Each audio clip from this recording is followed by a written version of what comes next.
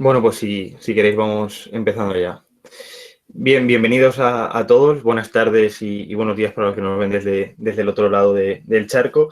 Este es el Urnas y Democracia, que va a tratar la segunda vuelta de las elecciones en Ecuador, y para ello tenemos dos invitados como son Angélica Abad y Sebastián Mantilla, que van a ser quienes nos contextualicen y nos hablen un poco de qué es lo que ha pasado en esta segunda vuelta de las elecciones de Ecuador que tuvieron lugar el domingo pasado. Para ello, en primer lugar, intervendrá Sebastián Mantilla, que nos comentará un poco el contexto de la elección y los candidatos y la normativa. Y en segundo lugar, intervendrá Angélica, que nos comentará un poco el análisis de los resultados y la gobernabilidad. Bien, Sebastián Mantilla es analista político, máster en Ciencia Política por Flasco, sede de Ecuador, y candidato a doctor en Ciencia Política por el Institut de Studies Politics de Francia, Sciences Po. Es director del Centro Latinoamericano de Estudios Políticos y editor de la revista latinoamericana de Política Comparada. Además, es columnista del diario El Comercio. Angélica Abad es politóloga, tiene un doctorado en procesos políticos contemporáneos por la Universidad de Salamanca y maestría en ciencia política por la misma universidad. Es docente e investigadora en la Facultad de Ciencias Económicas y de la Administración de la Universidad de Cuenca y es parte de la red de politólogas No Sin Mujeres. Sus líneas de investigación están relacionadas con el estudio del populismo, las elecciones y el comportamiento electoral y la cultura política. Sin más dilación, ya vamos a dar paso a Sebastián, que tiene 20 minutos para comentarnos un poco lo que considere. Sí que os pediría que os adaptaseis al tiempo, porque luego a eso de las 7, como ya sabéis, comienza el Urnas y Democracia de Perú, que hemos tenido mala suerte y nos han coincidido todas las elecciones a la vez. Así que sin más dilación, Sebastián, cuando quieras. Bueno, gracias. Gracias por la invitación. Un cordial saludo a todos ustedes que nos escuchan hoy día. Yo les hablo desde Quito, Ecuador, y desde la sede del CELAEP, del Centro Latinoamericano de Estudios Políticos. Igualmente, muchas gracias a la iniciativa Urnas y Democracia, e igualmente a la Universidad de Salamanca por esta invitación a comentar sobre las elecciones en Ecuador. Un poco contextualizando y también incluso para, no sé si seguir un poco con el análisis que ya lo iniciaron en la primera vuelta o para la primera vuelta el profesor Simón Pachano y igualmente otro investigador de Ecuador. Solamente quería nada más mencionar lo siguiente. Bueno, a la final en Ecuador tenemos ya resultados, tenemos ya un presidente de la República que ha ganado con el 52.48%, es el candidato conservador Guillermo Lasso, y en segundo lugar, con un 47.52%, llegó el candidato del correísmo a través de esta alianza UNES, consiguió el segundo lugar con el 47.52%. Un aspecto, por ejemplo, que es interesante resaltar es que, por ejemplo, el nivel de nulos en la primera vuelta o el porcentaje de votos nulos fue del 9%, y en esta segunda vuelta el porcentaje de votos nulos subió a 16.28%, es decir, sobrepasa las estadísticas y los promedios de voto nulo en el Ecuador desde hace mucho tiempo atrás. Y digamos que podríamos incluso mencionar que si es que analizamos, por ejemplo, el porcentaje de votos nulos por provincia, esto, digamos que sobrepasa el porcentaje nacional del 16.28. Por ejemplo, hay incluso una nota que sale publicada hoy día en el Diario del Comercio, en la página número 2, donde dice que el voto nulo partió la votación en 3, sobre todo en la Sierra y en el Oriente.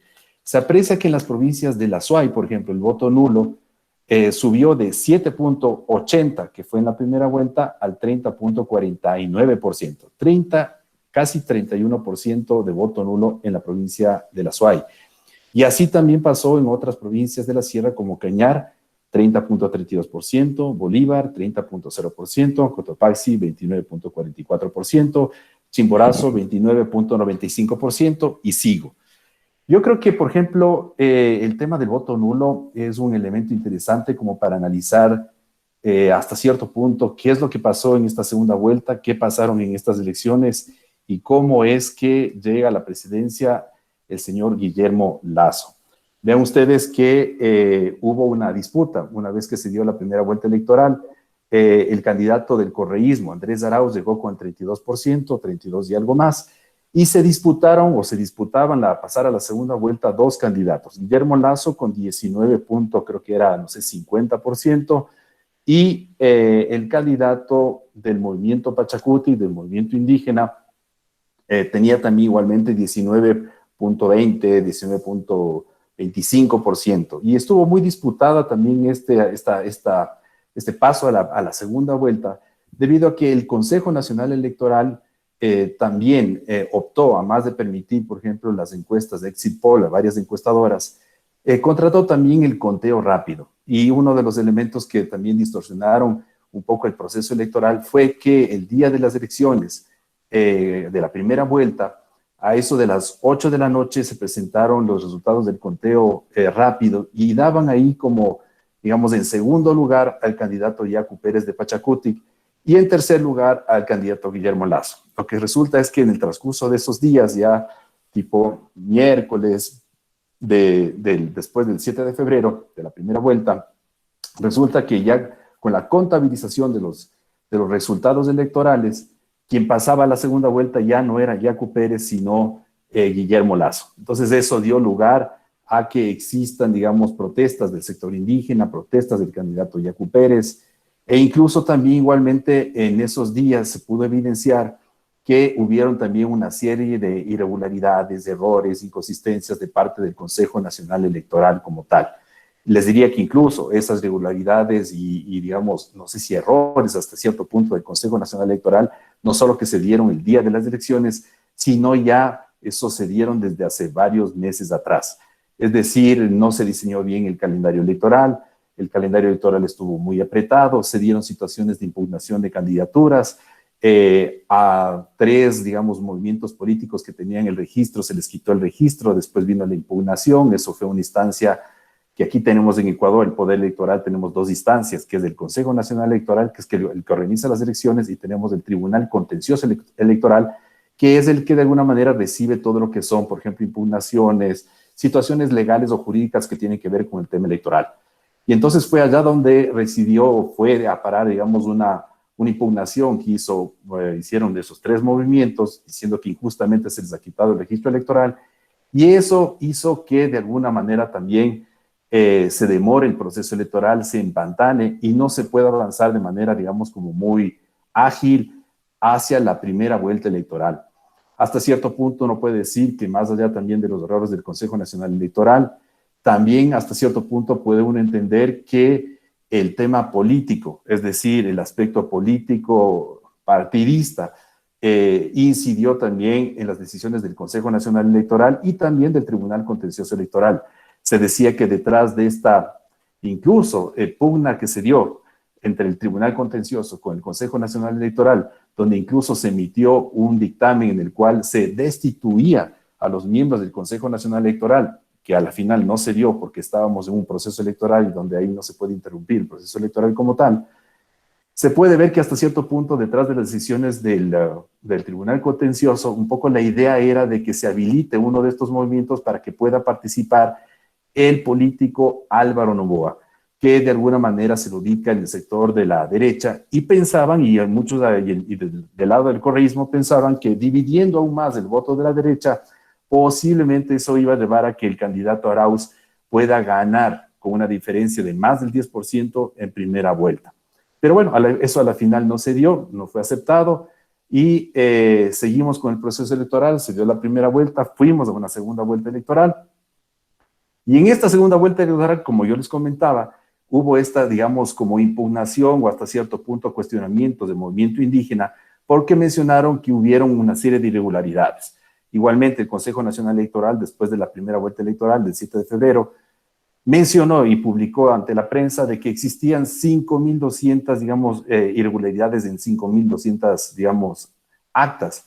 Hay que tomar en cuenta que en Ecuador hay cerca de 40.000 juntas receptoras del voto, y estamos hablando de que hubo, digamos, como errores, omisiones, o ellos dicen actas con novedades, decía el Consejo Nacional Electoral, en cerca del, no sé si me equivoco, pero cerca del 14% de todas las actas a nivel nacional, muchas de estas en la provincia del Guayas. Es decir, estamos hablando no solamente de fallas, errores que se dieron en la primera vuelta en un 1, 2, 3, 4%, como puede eventualmente darse en cualquier elección, sino estamos hablando cerca del 14%, cerca de 1.300.000, 1.400.000 votos que tenían novedades. ¿Y cuáles eran las novedades? Novedades en que habían actas que no tenían firmas de responsabilidad, habían errores en el sentido de que las actas no reflejaban los votos reales, es decir, si habían 100 papeletas a favor de Arauz y habían 80 papeletas a favor de Yacu, decían, bueno, perfecto, Arauz 120, Yacu 60. Es decir, hubieron irregularidades incluso en el conteo y luego también en la transmisión de esas actas al sistema informático. Cuando se quiso también acceder, por ejemplo, para verificar la validez de esas actas, muchas de estas actas o las fotos de las actas estaban en estado borroso, no se podía hacer una verificación real de parte de las organizaciones políticas e incluso tampoco se abrió esa información a la ciudadanía como tal. Bueno, eso hasta cierto punto se corrigió de la primera a la segunda vuelta electoral y justamente, por ejemplo, el día de hoy uno puede ver en la prensa ecuatoriana de que la OEA dice que en Ecuador se dio un salto cualitativo en los comicios, es decir, que el Consejo Nacional Electoral de la primera a la segunda vuelta incorporó una serie de cambios. Uno de esos cambios fue el hecho de, por ejemplo, agilitar el proceso de votación, ya no hubieron aglomeraciones en las juntas porque habían filas largas que no permitieron votar, hubieron problemas de que no asistieron, por ejemplo, los miembros de las juntas receptoras del voto, muchos de los miembros de las juntas receptoras del voto no sabían cómo procesar los datos o cómo hacer las actas. Entonces, parecería que todo eso hasta cierto punto se pudo solucionar en la segunda vuelta electoral con capacitaciones, con la emisión de unas ciertas guías o cartillas para informar a los miembros de las juntas receptoras del voto. Y digamos que la OEA concluye de que el Ecuador las elecciones en Ecuador vienen a ser un ejemplo para América Latina. Queda la duda hasta cierto punto, después de las denuncias que hicieron el movimiento Pachacutic, no solo de las inconsistencias que pudieron haber existido en ciertas juntas receptoras del voto, sino de un eventual fraude electoral. Eso es un tema que todavía no ha estado descartado y que creo que ojalá algún rato se pueda de alguna manera determinar. Es un tema que está un poco ahí detrás. Pero claro, hasta cierto punto yo les diría que buena parte de la ciudadanía, después del triunfo de Guillermo Lasso, como que se ha olvidado de los problemas en el tema de la organización del proceso electoral. Y digamos que el mal mayor que teníamos como ecuatorianos era que el correísmo vuelva a repetir en el país. Es decir, que vengan ya no solamente un poco para reeditar lo que ya fue en 10 años de gobierno y hasta cierto punto en la extensión, algo de extensión que se dio con el gobierno de Lenín Moreno en estos 4 años, sino que se hablaba, y creo que eso fue uno de los errores políticos, por ejemplo, del movimiento UNES de Correa y de Andrés Arauz, fue el hecho de incluso comenzar a comentar, a anunciar de que cuando regresen al poder posiblemente van a convocar nuevamente a una nueva constituyente para reformar de nuevo la Constitución, para hacer después posiblemente cambios en las leyes, en las normas, y eventualmente hacer lo que ya sabemos un poco que es lo que hacen los gobiernos del socialismo del siglo XXI en América Latina y digamos que sus allegados en América Latina, es decir, la misma receta, ¿no? Asamblea Constituyente, más o menos lo que dice Podemos en España, ¿no? Asamblea Constituyente, reformar la Constitución, cambiar las leyes, ponemos a los jueces a dedo, a nuestros jueces a dedo, ponemos a nuestro fiscal, a nuestro contralor y armamos un sistema, digamos, político, digamos, donde reina la impunidad y donde de alguna manera no existe transparencia hasta cierto punto. Todo controlado a través, por ejemplo, de las principales instancias de control. Eso ha pasado aquí en Ecuador, eso ha pasado en Venezuela, y hay pruebas muy claras, nosotros lo vivimos muy claramente cómo se pudo dar eso en el Ecuador, y eso es lo que teníamos muchísimos ecuatorianos.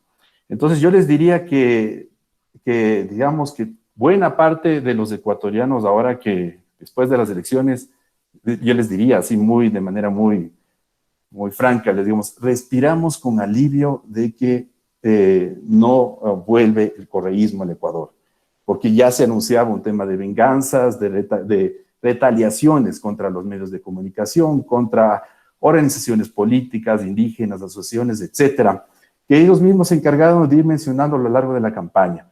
Entonces yo creo que el señor Guillermo Lasso gana la elección no tanto por su propuesta, no tanto por su propuesta, como mencionaba, por ejemplo, de prosperidad, de respeto a la democracia, la institucionalidad, garantía de las libertades, sino básicamente porque el ecuatoriano, hasta cierto punto, ven ustedes un tema, no sé si de cultura política, pensó y piensa de que quiere estabilidad, que quiere democracia, quiere, digamos, independencia hasta cierto punto de los poderes del Estado, y no caer un poco en una situación muy parecida, por ejemplo, a la de Venezuela o la de Argentina.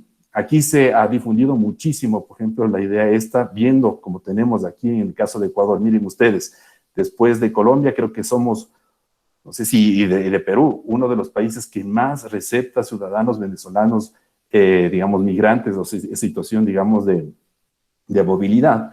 Y uno simplemente puede ver la situación en la que llegan acá al Ecuador. O sea, realmente muy penosa. Entonces, en el Ecuador estamos, digamos, con un gran temor de que se pueda, por ejemplo, reeditar situaciones como la de Venezuela, situaciones como la de la Argentina, por no decir de Bolivia, Nicaragua, etcétera. Entonces, yo creo que en ese sentido yo les diría que ha triunfado con los problemas y problemáticas que existen en el país. 280 organizaciones políticas, muchas de ellas desinstitucionalizadas, organizaciones políticas que solamente aparecen en elecciones, con candidatos, 18 candidatos que en un principio iban a participar, pero participaron solamente 16. Es decir, con un sistema de partidos, digamos, a cierto punto fragmentado, donde existe también incluso alta volatilidad, donde igualmente el tema de los liderazgos personales priman sobre las organizaciones políticas y las propuestas programáticas. Pese a todos esos problemas, incluso este cansancio que existe con la democracia y cansancio con lo que representa un poco la clase política, pese a ello, hasta cierto punto los ecuatorianos han dicho vamos por el mal menor, y ese mal menor es Guillermo Lasso. Yo creo que, por ejemplo, en el caso de Guillermo Lasso tiene muchas, digamos, todavía debilidades, no tiene equipo de gobierno, la propuesta es hasta cierto punto inconsistente y creo que no da respuesta a las problemáticas del país que se han agudizado a partir del COVID-19 en el Ecuador. Es decir, una crisis económica y generalizado desempleo, 600,000 plazas de empleo se perdieron en el año 2020. La situación crítica en términos, por ejemplo, sanitarios, tenemos un sistema sanitario que todavía no responde, hospitales que tienen un número reducido de UCIs, de unidades de cuidados intensivos, incapaces de atender un poco a las necesidades de atención médica urgente a los ciudadanos del país, una crisis social que se manifiesta por el crecimiento de la pobreza en el año 2020, pobreza que pasó del 25 al 32% y la pobreza extrema y de igual modo, por no decir y mencionar, por ejemplo, los índices de hacinamiento, de marginalidad y situación, digamos, lamentable que existe a nivel social del país. Es decir, tenemos una situación crítica en términos económicos, en términos sanitarios, en términos sociales, que creo que hacia allá no puede, digamos, o sobre eso no puede descuidarse el nuevo presidente de la República, Guillermo Lasso. Se ha dicho que todos los ecuatorianos tenemos que unirnos para apoyar. Yo diría que más bien es al revés, que es el nuevo presidente del Ecuador que debería ser consciente un poco de que, digamos, de cómo llega al poder. Yo diría que llega al poder con un 20% de la primera vuelta, que obtuvo en la primera vuelta, que puede ser un voto convencido, duro, que está a favor, por ejemplo, de Lasso, y el resto es un voto más o menos que apoya no al candidato Guillermo Lasso, sino apoya hasta cierto punto la continuidad del régimen democrático, la institucionalidad hasta cierto punto, y que no regrese el correísmo. Entonces yo les diría esto en el escenario latinoamericano me parece hasta cierto punto positivo, cuando siempre un poco nos hemos quejado de que todavía, por ejemplo, el populismo, el clientelismo, el personalismo político no terminan, digamos, o sea, todavía siguen siendo fuertes, digamos, como patrones de comportamiento político electoral en la región y en el Ecuador como tal. No sé si con eso ya me acerco yo a la hora que tenía como prevista o al tiempo previsto para hablar, pero con eso un poco cierro. Y después, si es que tienen algunas preguntas, ahí yo aprovecharé más bien para comentar un poco más en detalle. Muchas gracias, Sebastián. Sí, justo lo iba a decir, que las preguntas que os vayan surgiendo a raíz de las intervenciones tanto de Sebastián como de Angélica las podéis ir dejando por el chat y luego cuando acabe Angélica su turno responderemos a ellas. Y si queréis esperar y formularlas, pues levantáis la mano y comentáis a quién va dirigida. Y si Sebastián ya no quiere decir nada más, pues damos paso a Angélica para que nos cuente ella su parte. Yo hablaría Bueno, luego. pues, Sí, Angélica. gracias. En primer lugar, agradecer la invitación a Urnas y Democracia. Para mí me da mucho gusto volver a pisar los espacios virtualmente de la USAL, que siempre le recuerdo con mucho cariño como mi casa. Tengo preparada una pequeña presentación, resumen, y me temo que me voy a pisar los pies un poco de Sebastián con esto, pero espero poder aportarlo desde otros puntos de vista. Ahí está.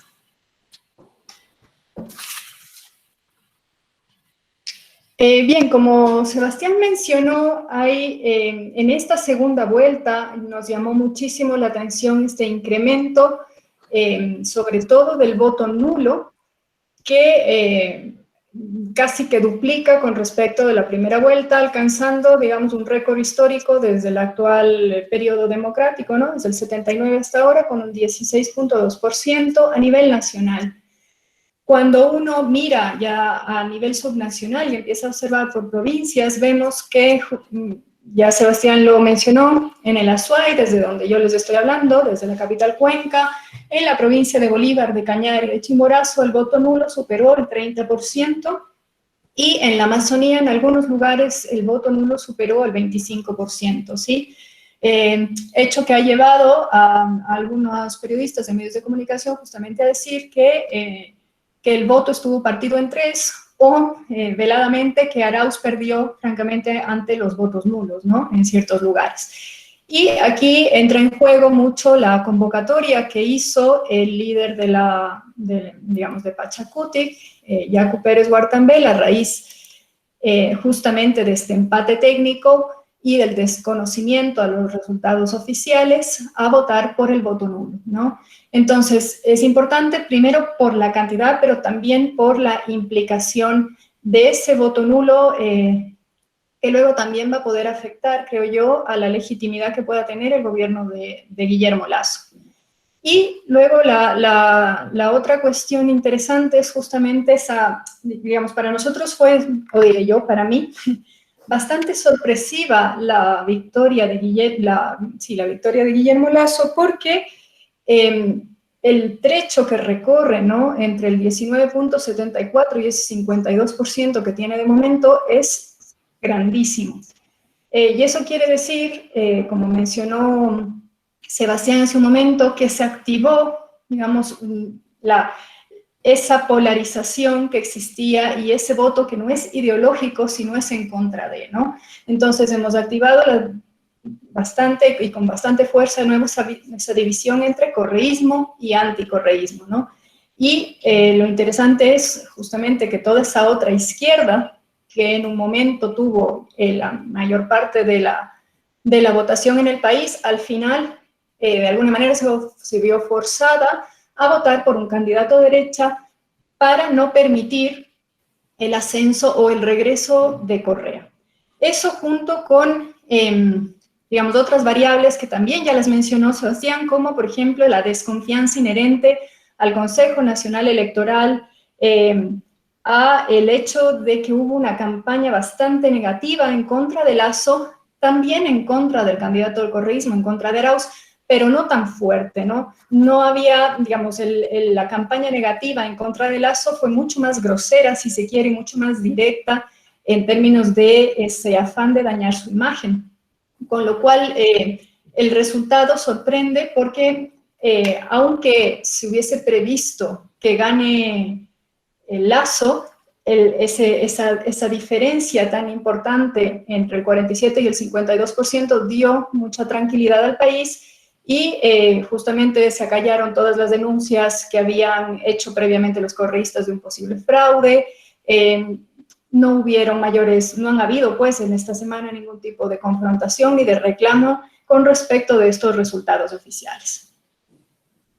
Ahora, ¿qué otras lecturas podemos hacer respecto de esos resultados oficiales? Yo creo que nos hablan o nos dan cuenta de dos grandes retos que va a tener que enfrentar el gobierno de Lasso. Los unos son retos de legitimidad y los otros son retos de gobernabilidad, ¿sí?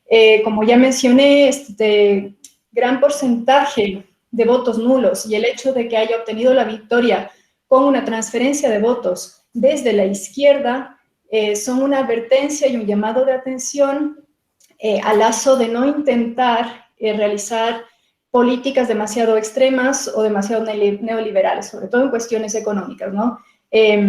Porque la mayor parte del electorado originalmente rechazó esa candidatura con fuerza, tanto a nivel de la votación misma como de mediciones de opinión pública que se venían haciendo antes, daban cuenta de un electorado que no quería ningún tipo de políticas de austeridad por los propios impactos que ha tenido la pandemia.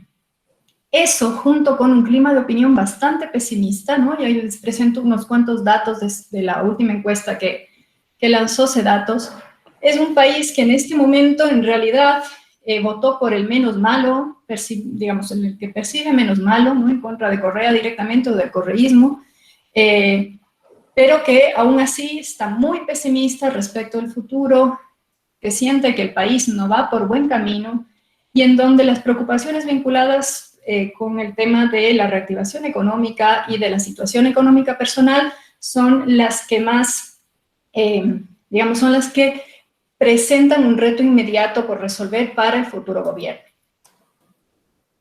Ahora bien, en cuanto a los retos de gobernabilidad, yo sé que esto ya lo comentaron los anteriores expositores en la primera parte del seminario cuando se habló de la primera vuelta, pero creo que fue a las presidenciales en alianza con los socialcristianos, se presentó sola al legislativo, y digamos, socialcristianos y gente del movimiento Creo, cada uno por su lado. Se espera que armen ahora una alianza porque Jaime Nebot, que es el líder socialcristiano, estuvo a la derecha de Guillermo Lasso cuando se anunció y cuando aceptó los resultados oficiales de victoria, con lo cual ahí habría y sería la única fuerza de izquierda, de derecha en el Parlamento, ¿no? Sin embargo, es una fuerza de derecha muy por debajo en términos de la cantidad de escaños del resto de fuerzas que son de izquierda, ¿sí? La izquierda en este momento en la Asamblea Nacional ocupa casi el 68% de los escaños. Y dentro de ese 68%, el ala correísta es la primera minoría, tiene 51 escaños en un Congreso de 137. Entonces, para poder llevar a cabo su plan de gobierno y poder impulsar cualquier tipo de legislación, de alguna manera el oficialismo se va a ver obligado a conseguir lo mismo que consiguió ahora en la segunda vuelta, y es decir, el apoyo de los legisladores de Pachacutic, de la izquierda democrática y del resto de, digamos, votos independientes que están ahora en un bloque conjunto. Ese escenario es bastante difícil porque, en primer lugar, ya Pachacutic y la izquierda democrática han anunciado una alianza y Pachacutic tiene pues una posición bastante radical frente a la legitimidad de la victoria de Guillermo Lasso. Justamente abogó por el voto nulo y desconoció el pase, y hasta el día de hoy, el candidato a la presidencia, Yacu Pérez, dice que hubo fraude y que cualquier tipo de negociación o de apoyo en el legislativo por parte de Pachacutic hacia Creo y hacia el oficialismo en general va a pasar por un juicio político a los miembros del Consejo Nacional Electoral y un reconocimiento del fraude, con lo cual por ahí es muy difícil la vía. Dentro de este escenario, además, nos preguntamos qué papel va a jugar el correísmo. Así como fue sorpresiva la victoria de Lasso, también llamó mucho la atención, y yo me decía, ¿dónde está pues mi líder populista, ¿no? ¿Dónde está Correa?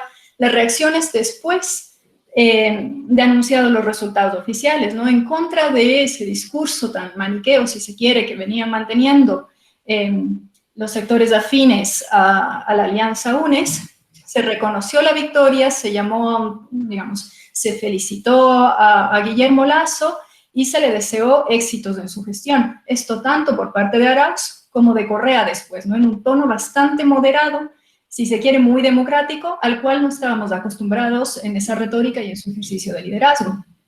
Claro, ¿hasta cuándo va a realmente durar y cuál va a ser el papel de UNES en la oposición? Yo creo que va a ser un poco la clave sobre el futuro del gobierno de Lasso, ¿no?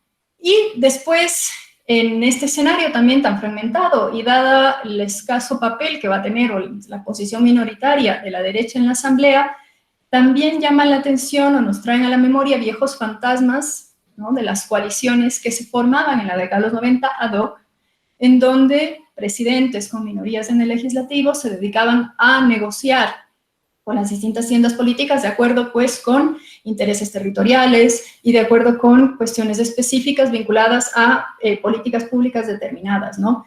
Cosa que después devino pues una pérdida de legitimidad del legislativo, pero también en inestabilidad a nivel del gobierno, ¿no? Y toda la crisis política que, junto con el mal manejo económico, devino en la dolarización y en estos periodos, en estos 10 años de inestabilidad que tuvimos en el Ecuador entre 1996 y 2006. Y en medio de esto, yo tampoco me quiero alargar más porque prefiero que conversemos, hay 3 grandes escenarios, ¿no?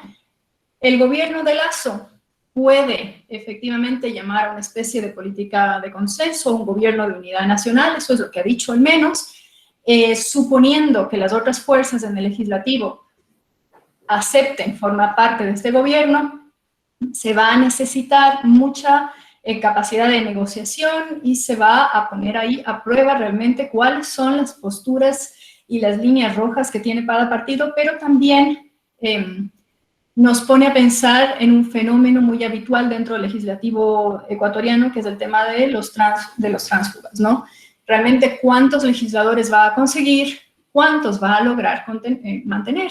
Y eso porque además las alianzas, cuando las ha habido de gobierno, suelen romperse de cara a los escenarios electorales, ¿no? Entonces es muy difícil, dado el modus operandi de los partidos políticos de la Asamblea Ecuatoriana, pensar en que un gobierno de unidad nacional pueda mantenerse durante 4 años en el país, tanto por ese modus operandi como por las posturas opuestas respecto de cuestiones de política económica, de política social y demás. El otro escenario, que nos hace acuerdo también a la década de los 90, de gobiernos en solitario, como el de Sixto Durán Ballén, por ejemplo, que asimismo no tenía casi representación en el Congreso y gobernó a punta de decretos y de consultas populares. Claro, Sixto Durán Ballén tuvo una guerra de por medio que un poco ayudó, si se quiere, a que esto sucediese, ¿no? Y el otro escenario sería pues un gobierno que pacte puntualmente con las fuerzas políticas dependiendo de la legislación a sacar adelante, que de nuevo nos trae ese escenario de la década de los 80 y la década de los 90 de las alianzas fantasmas, ¿no? En donde no había pactos oficiales, pero sí se pactaba bajo la mesa dependiendo de la política pública que estuviera en juego en ese momento. ¿Cuál es el peligro en estos 3 escenarios? Y es un peligro que han anunciado varios colegas también. Nosotros en la Constitución de 2008, con la idea de dar una salida institucional a las crisis de gobernabilidad para que no haya más golpes de Estado, se introdujo un artículo que llamamos la muerte cruzada, ¿no? Donde dice que el presidente, ante cuestiones de grave conmoción interna y obstaculización del Congreso y otras causales, puede cesar al Congreso en sus funciones y convocar elecciones generales en un periodo que no está bastante claro dentro de la Constitución y que pues implicaría un término anticipado de gobierno.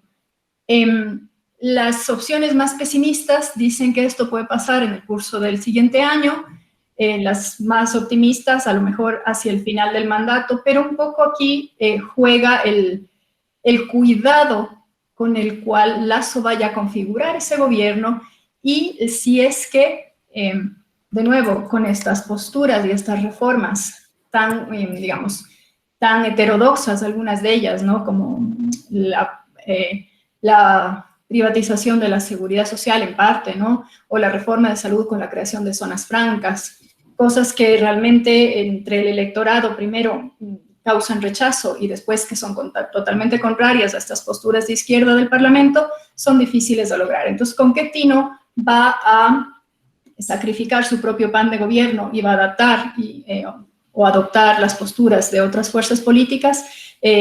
Yo creo que de eso va a depender un poco el futuro a mediano ya, digamos, a corto, mediano y a largo plazo del Ecuador. Hasta ahí. Gracias. Pues muchas gracias, Angélica, por tu intervención. Y bueno, si alguno de los presentes tiene alguna pregunta y quiere formularla, que levante la mano o que la ponga por el chat. Y si no hay ninguna pregunta y como todavía nos sobra algo de tiempo, tanto tú como Sebastián podríais añadir algún comentario que creáis oportuno. A ver, vamos a dar un tiempo a ver si hay alguna pregunta.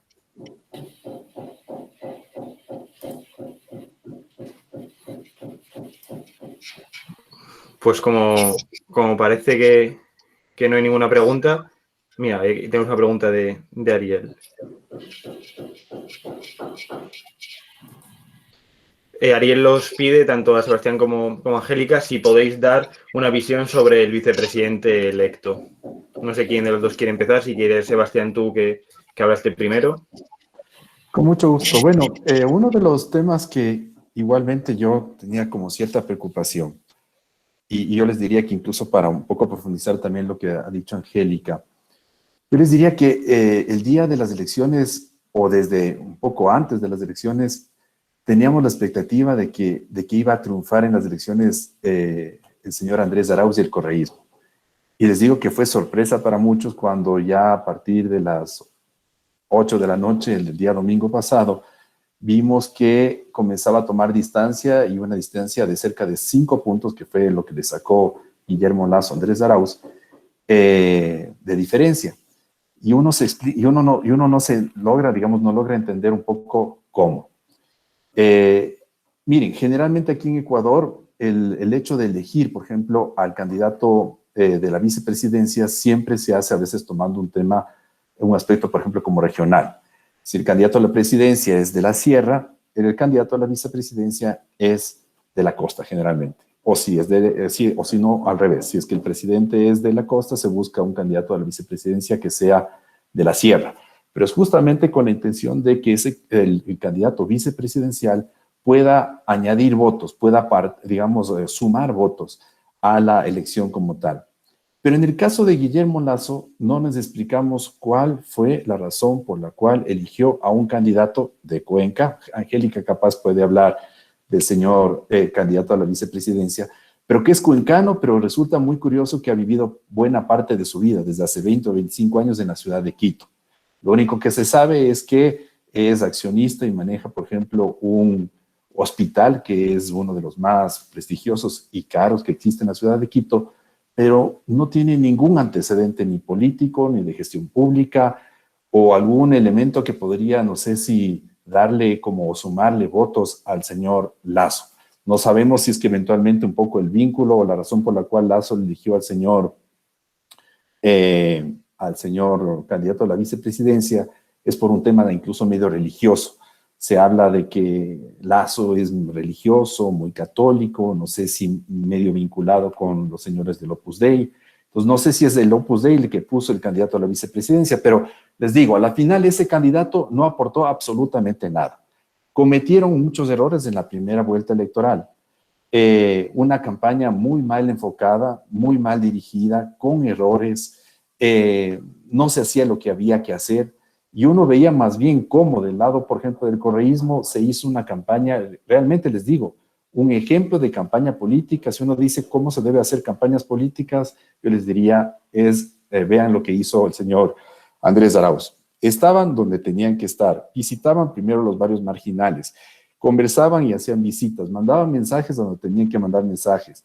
Es decir, fueron un poco modulando, por ejemplo, también el mensaje y la estrategia de acuerdo a esos públicos que les podrían dar votación. Entonces yo les digo, si uno dice, bueno, el señor Lasso gana por su propuesta, yo les diría que la propuesta de él no es la mejor propuesta programática, el mejor plan de gobierno, no me llama la atención en nada. Si uno dice, ganó por la estrategia política, me ganó por la campaña que hicieron hacia los jóvenes y a ciertos sectores, ganó porque se movilizaron mucho más en ciertas zonas que son, les digo, o ganó por el candidato a la vicepresidencia porque era mujer, porque era de Quito, porque era de Guayaquil. Ni es mujer, ni es de Quito, sino es de Cuenca. Entonces, no sé si con eso respondo a lo que dicen de quién es el candidato a la vicepresidencia. Nadie, nada, no representa a nadie. A ver, para acotar, Ariel, siempre con los temas de la vicepresidencia. Nosotros durante mucho tiempo escogíamos presidente y vicepresidente prestando mucha atención a quién es vicepresidente porque eventualmente se asumía ya, ¿no? Entre 96 y el 2006 que iba a terminar de presidente de la República, así era, ¿no? Y claro, nos llama mucho la atención justamente ante ese perfil, el perfil de este señor Borrero, que yo creo que no creo que se haya sido religioso, aunque los dos son bastante católicos y son del Opus Dei. Yo creo que el factor a elegir ahí fue porque es médico y ante la pandemia un médico como que pega, ¿no? Y porque es decano de medicina, fue, digamos, como 20 años decano de medicina de una prestigiosa universidad de Quito. Y muy exitoso también en la gestión del Hospital Metropolitano, que es reconocido como uno de los mejores del Ecuador. Pero más allá de eso, como coincido con Sebastián, no tiene un perfil, digamos, que acapare votos, ¿no? No le suma votos a la candidatura de Lasso, ni en Cuenca mismo, ¿no? Porque pertenece a una de las familias de alta alcurnia, casi que de la nobleza cuencana, y entonces más bien es visto como alguien muy alejado del pueblo. Si es que era alguien cercano al pueblo, pues no era Borrero a quien debió haber puesto de vicepresidente. Y luego, efectivamente, después en la campaña la segunda vuelta, ante muchas declaraciones desacertadas, directamente lo omitieron de la campaña, ¿no? Ya no hizo más declaraciones, solamente salió en fotos, y así, ¿no? A callarlo para justamente poder ganar votos de ese otro porcentaje del electorado que, en cambio, fue más proclive a propuestas mucho más liberales, si se quiere, en términos de los derechos, ¿no? Que votó por candidatos que defendían cuestiones como la liberalización del aborto por violación, respeto a la diversidad sexual, etcétera, etcétera. Entonces, no sé qué más acotar por ahí, pero es un enigma, francamente, el tema del vicepresidente. Perfecto, pues aquí Julián Martínez tiene otra pregunta para los dos que dice: ¿a qué creen los ponentes que se debe la aceptación inesperada democrática de Correa antes los resultados electorales? Sebastián. Gracias, Angélica. Bueno, yo no sé, a mí también me llamó muchísimo la atención porque yo pensaba que, ni bien se anuncien los resultados ya del día domingo, el candidato Arauz y posiblemente mucha gente vinculada con el correísmo iba a decir que hubo fraude o que había fraude. Pero en realidad yo creo que fue ese margen, ese margen tan amplio del 5%, que de alguna manera un poco les hizo pensar, e incluso al mismo Correa, de que las cosas estaban dadas y de que algo había salido mal, ¿Qué salió mal? Bueno, posiblemente yo creo que si ustedes ven, por ejemplo, en la prensa de estos días se menciona que prácticamente, por ejemplo, con ese voto nulo importante en ciertas zonas de la Sierra Ecuatoriana y en las provincias que mencionaba Angélica, Azuay, Bolívar, Cañar, etcétera. Bueno, Lasso gana con una votación importante en la provincia de Pichincha, principalmente Quito, gana con la votación importante en la provincia de Guayas, pero principalmente Guayaquil, y gana, curiosamente, con una votación importante de la ciudad de Cuenca. Entonces, al final, bueno, aquí se suman votos, y en esas ciudades son las ciudades, digamos, como mayormente pobladas del país. Entonces, esos fueron los votos que de alguna manera le permitieron ganar. Y Correa menciona que hasta cierto punto uno de los grandes errores que tuvieron fue justamente esta alianza o acercamiento con el señor Jaime Vargas, que es el presidente de la CONAIE. Y en el caso, por ejemplo, de Quito, las protestas que se dieron en octubre del 2019, al igual, por ejemplo, que en varios países de la región, como Chile, Colombia, etcétera, algunos países de la región, aquí un poco las protestas indígenas estuvieron, digamos, como lideradas por Jaime Vargas y la CONAIE. Por mucho tiempo, bueno, en esa época se cuestionó mucho, por ejemplo, hasta cierto punto, cómo Vargas se estaba como articulando o acercando al correísmo. Y digamos que fue mal visto porque, bueno, la situación que pasó, por ejemplo, aquí en Quito, se quemaron edificios públicos, se quemaron el centro histórico, se quemó el edificio de la Contraloría.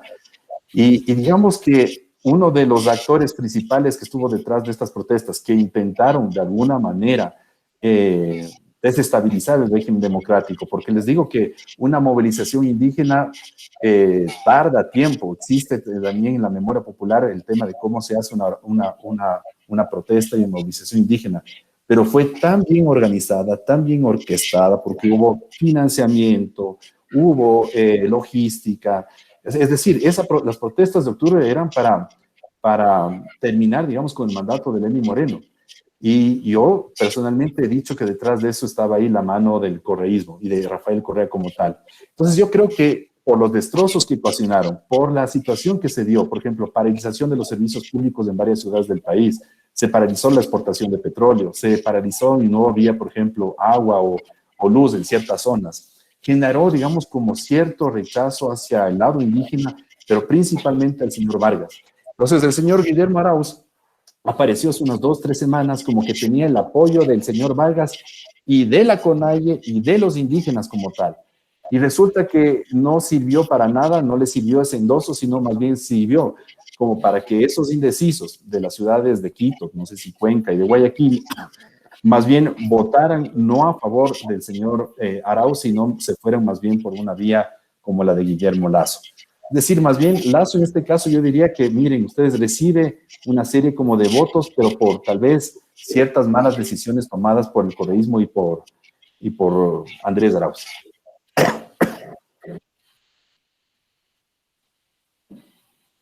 Vale. Angélica, si quieres decir tú algo. No, podemos seguir a la siguiente. Vale, pues pasamos a la siguiente pregunta, que es de Francisco, que dice, ¿cuál es el papel del movimiento indígena que jugaría en el gobierno de Lasso? Si quieres, Angélica, respondes tú primero. Bueno, sí, está entonces vinculada a lo que dijo Sebastián. Primero hay que recordar que el movimiento indígena no es una cuestión uniforme, ¿no? Si bien tienen capacidad de articularse y de ir juntos a movilizaciones y demás, dentro el movimiento indígena está muy fragmentado por las propias organizaciones que a su vez la conforman. Y también hay que separar el movimiento indígena, que paraguas de la CONAIE, ¿no?, de luego Pachakutik, ¿no?, que si bien se crea como un brazo político de la CONAIE, Pachakutik es un partido político más bien más institucionalizado, se quiere, y que en los últimos tiempos ha venido trabajando con una retórica más bien mestiza, ¿no?, entre comillas, si podemos decirlo de alguna manera, tratando de ampliar justamente su base electoral. Luego, justamente ayer oí una entrevista que le hicieron en una radio local a Yacu Pérez y le preguntaba, le hizo esta misma pregunta el entrevistador a Yacu Pérez, y Yacu Pérez dijo, a ver, dentro de Pachakutik sabemos que vamos a tener algunos miembros del bloque que se van a ir comunes, porque han estado infiltrados de alguna manera dentro del movimiento, lo dijo así, pero esperamos que la mayoría se mantenga cohesionada y la posición del partido va a ser esa, ¿no? El primero, investigar a fondo y sancionar, o emitir una moción de censura y eventualmente despedir a los miembros del Consejo Nacional Electoral por lo que ellos consideran fue una victoria ilegítima, digamos, en términos de la declaración de los resultados a segunda vuelta. Entonces, es una fuerza muy importante en el legislativo, pero los propios líderes reconocen su fragmentación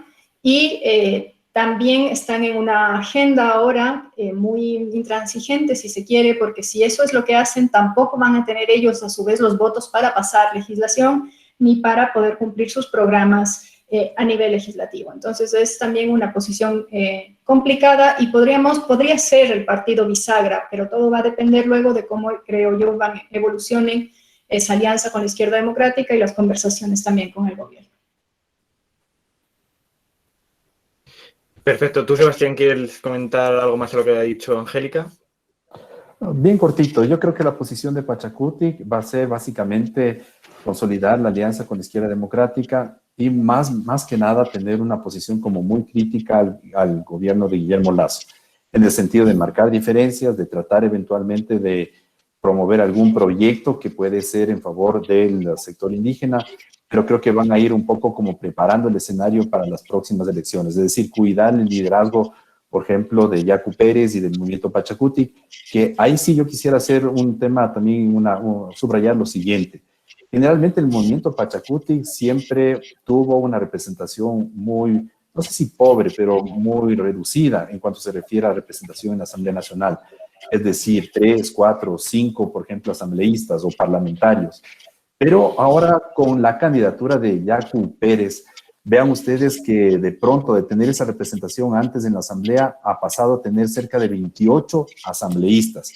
Y eso no es tanto porque se debe, por ejemplo, a una cohesión digamos, del sector indígena, de los indígenas del país en torno de una candidatura de Yacu Pérez, sino más bien marca un hito, marca digamos, un antes y un después del movimiento Pachacutic, en el sentido de que está llegando y ha llegado a nuevos sectores sociales, es decir, clases medias, jóvenes, y es muy interesante, por ejemplo, la candidatura de Yacu Pérez, porque en la propuesta programática de él ha sabido incorporar temas que yo les diría son el futuro de la política, el tema del agua, el tema del cambio climático, el tema del medio ambiente, el tema de los jóvenes, y todo lo vinculado con el tema de la identidad, de la cultura.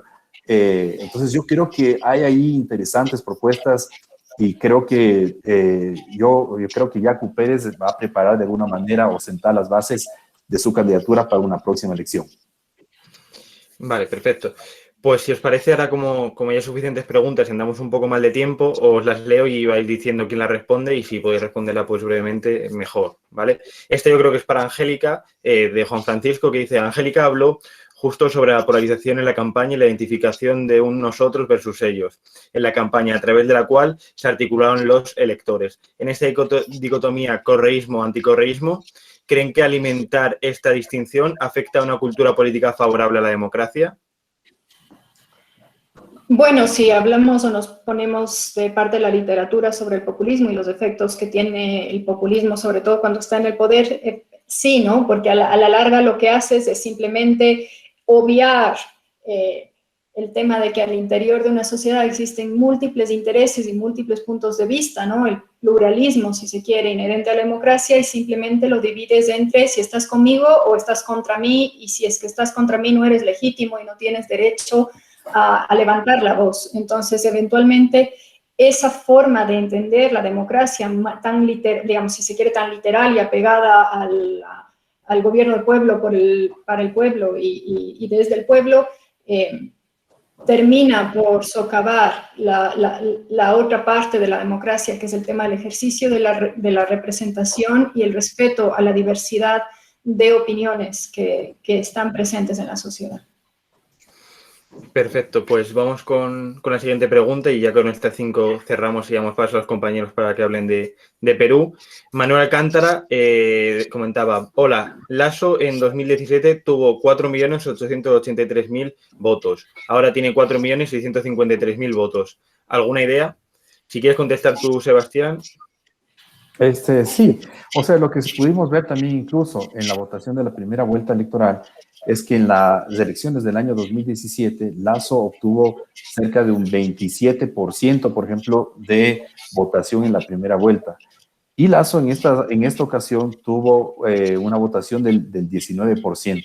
Es decir, hubo una reducción de ese electorado, digamos, hasta cierto punto cautivo, en el caso, por ejemplo, de Lasso. Pero yo diría que incluso eso se debe también igual a la emergencia de nuevas figuras políticas. No hemos hablado, por ejemplo, del caso de Javier Herbas, que es de Izquierda Democrática, que es un candidato que supo hacer bien su campaña electoral siendo totalmente desconocido, no ha participado nunca antes en política. Y obtuvo, digamos, el cuarto lugar, con cerca del 15% de votación. También igual yo diría que como nuevas figuras hasta cierto punto, la figura de Yacu Pérez, y eso ha sido lo que hasta cierto punto también igual le ha quitado votación a Guillermo Lasso. Hay que reconocer que, no sé si me equivoco, pero el 60% del votante, esos 13.099.000 electores que votaron en estas elecciones, creo que no sé si es del 60, está entre lo que podría considerarse población joven. Es decir, son personas que de alguna manera se identifican, es decir, todos los candidatos que han llegado o han logrado tener un cierto éxito han sido los que les han hablado directamente un poco a los jóvenes. Claro, utilizando redes sociales, Facebook, de manera diferenciada, ¿no? TikTok, etcétera, ha funcionado hasta cierto punto. Entonces, yo diría que eso tal vez puede hasta cierto punto explicar esa reducción de la votación. Y yo quisiera un poco acotar sobre la pregunta anterior. Ciertamente, digamos que los populismos se articulan en torno a estas dicotomías, ¿no? Democracia, no democracia, amigo, enemigo, etcétera. Pero yo creo que en el caso del Ecuador, no sé si hasta cierto punto ahí esta dicotomía ha terminado más bien hasta cierto punto por explicar por qué un poco triunfó Guillermo Lasso. Y yo diría que es más bien a partir de esta dicotomía que es anticorreísmo y es ratificación un poco de democracia, estabilidad, respeto, libertades, derechos, etcétera, que un poco explica de por qué ganó Guillermo Lasso. Yo insisto, Guillermo Lasso no gana por su excelente campaña, por la figura, por el equipo de gobierno, por su propuesta programática, gana porque buena parte de los ciudadanos dijeron: queremos democracia, queremos institucionalidad y no queremos revancha, odio y venganza. No sé si es mi punto de vista. Vale, pues si os parece, vamos con la última pregunta de Sebastián Cortés. Y lo siento por Pedro, Enrique y por Cristian, pero es que ya no nos da tiempo para más porque tienen que empezar los compañeros con Perú. Así que si quieres acabar tú, Angélica, te leo la pregunta de Sebastián Cortés. Las alianzas de Arauz con Jaime Vargas e Isidro Romero fue lo que sepultó la derrota del correísmo. A ver, como he mencionado, Sebastián, yo creo que existen varias cosas que explican la derrota del correísmo. Una, efectivamente, es la alianza de Arauz con Vargas, pero no tanto por Vargas, creo yo, sino porque enseguida salió la famosa alianza y sale la foto de Andrés Arauz con Jaime Vargas. Y sale, por ejemplo, Lourdes Tibán, que es una histórica también líder del movimiento indígena, a decir que directamente Jaime Vargas era el Judas de la Semana Santa, ¿no? Porque esto fue en Semana Santa, y ella tiene esa retórica muy pintoresca, ¿no? Es Judas, nos ha traicionado. Y ahí después empiezan a salir una serie de otros líderes del movimiento indígena a decir que esa no es la postura del movimiento y que Jaime Vargas no está representando al movimiento indígena. Entonces ahí el movimiento indígena se da la vuelta y reniega de la acción de Vargas. Eso, por una parte, hace dos cosas. Lo uno, a las personas desencantadas con las acciones del movimiento indígena a raíz de las protestas de octubre, les salta una llamada de alerta. Y de otro lado, a aquellos indecisos o que votaron por Pachacutic y que estaban yendo a votar nulo, pues lo mismo. Mire, vamos a hacer otra cosa porque por ahí empieza a haber negociaciones que ya no nos gustan tanto. ¿Y qué es lo que no nos gusta? Justamente todo lo que nos recordaba a esa intransigencia, si se quiere, del gobierno de Correa, pero que no solamente se recordó, sino que se volvió a vivir, porque como mencioné, hubo una segunda dimensión de la campaña y era la campaña negativa, que venía videos bastante groseros que vinieron desde México y el último de los cuales era una teoría parodia al funcionamiento de la banca, en donde estaba Lasso ahí, y de alguna manera se robaba el dinero de una becaria del país. Y decía, a ver, vas a votar por los becarios, no sé qué. Y ese menosprecio directamente a la banca, pero también incluso a los empleados de los bancos y demás, recordó a esas épocas en donde la polarización era lo que primaba y en donde uno no podía pensar de otra manera y no sé qué, porque este es un ejemplo. Esa campaña negativa que hicieron los correístas, yo creo que al final fue contraproducente porque recordó justamente a eso que hablaba Sebastián. Dentro de eso, de nuevo, es el tema de no querer, digamos, los peligros sobre los escándalos de corrupción que están vinculados con Correa, el hecho de que el propio gobierno de Lenín Moreno, por más que haya dicho una y otra vez que ya no era correísta, vino de Correa y estuvo ahí, y a la larga la mayor parte de funcionarios todavía están vinculados con... Yo creo que fueron sumando y a la larga nos dieron esto. Pero, insisto, tenemos todavía mucha tela que cortar porque, como hemos mencionado, ha sido una sorpresa. Y estaba viendo en los chats, y justamente para poder entender el perfil y las motivaciones de esos votantes tenemos que estudiar todavía, porque esto está muy fresco y de momento lo que estamos lanzando aquí son conjeturas sobre lo que creemos que fueron las motivaciones del electorado. Perfecto. Pues con esta intervención de Angélica damos por finalizado el Urnas y Democracia de las elecciones de Ecuador. Agradeceros tanto a Angélica como a Sebastián vuestra participación y vuestras interesantes aportaciones. Y sin más, le cedo el testigo a Mariana para que pase a presentar el Urnas y Democracia de Perú que viene a continuación. Muchas gracias.